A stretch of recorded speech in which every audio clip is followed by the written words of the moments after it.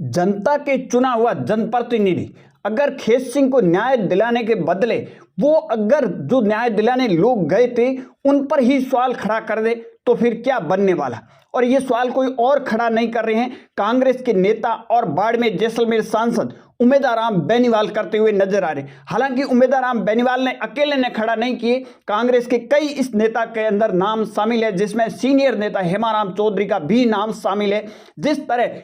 डांगरी प्रकरण हुआ है और उस प्रकरण के अंदर खेत सिंह को न्याय दिलाने के लिए जो लोग गए थे उनके ऊपर अब कांग्रेस के नेता ये सवाल खड़े करते हुए कहीं कहीं नजर आ रहे हैं। जैसलमेर का बासनपीर गांव, जहां राजपूत समाज के खून के आमादा कुछ लोगों के पक्ष में मोहब्बत और अपनाइत की दुकानें लगाने के लिए इतने उतावले थे कांग्रेस के नेता जिसकी आप और हम कल्पना तक नहीं कर सकते। परंतु बात की जाए तो उसी तरह मामला जैसलमेर के डांगरी गांव के अंदर हुआ और उससे पहले आपने देखा होगा एक भील समाज की बेटी के साथ क्या हुआ था, वो भी जैसलमेर। न जाने जैसलमेर को क्या हो गया। परंतु यह बात आती है कांग्रेस के नेता,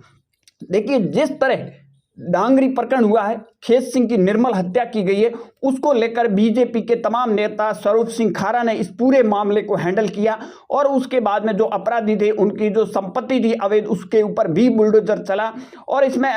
स्वरूप सिंह खारा थे, बीजेपी के तमाम नेता थे, बाकी समाज के 36 कौम के लोग थे और जो पर्यावरण प्रेमी थे वो भी इसमें शामिल हुए थे। परंतु कांग्रेस बाड़मेर जैसलमेर की बात की जाए तो उमेदाराम बेनीवाल का लोकसभा क्षेत्र होने के बावजूद भी अगर उमेदाराम बेनीवाल है वो वहां नहीं पहुंचते हैं, धरना प्रदर्शन चल रहा है तो उसके अंदर वो नहीं पहुंचते हैं, खेत सिंह को न्याय दिलाने के लिए उमेदाराम बेनीवाल नहीं पहुंचते हैं। परंतु उमेदाराम बेनीवाल सवाल किस तरह खड़े कर देते हैं इस बात से आप कल्पना कीजिए। जिस तरह बासनपीर का मामला हुआ था,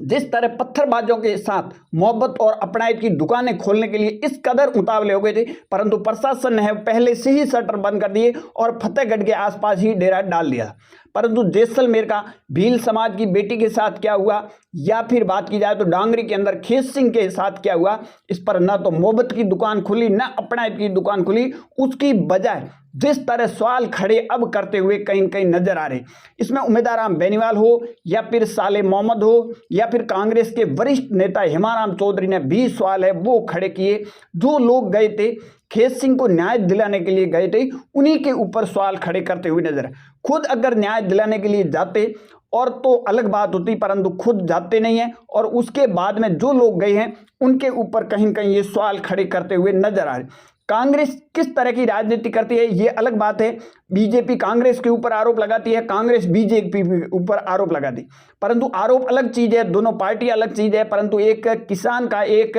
वन्य प्राणी जो प्रेमी था उसकी निर्मल हत्या की गई और उसके ऊपर जिस तरह राजनीति करना और जो न्याय दिलाने के लिए गए थे उनके ऊपर सवाल खड़ा करना, ये कांग्रेस की रणनीति कुछ अलग ही बयां करती हुई नजर आ रही।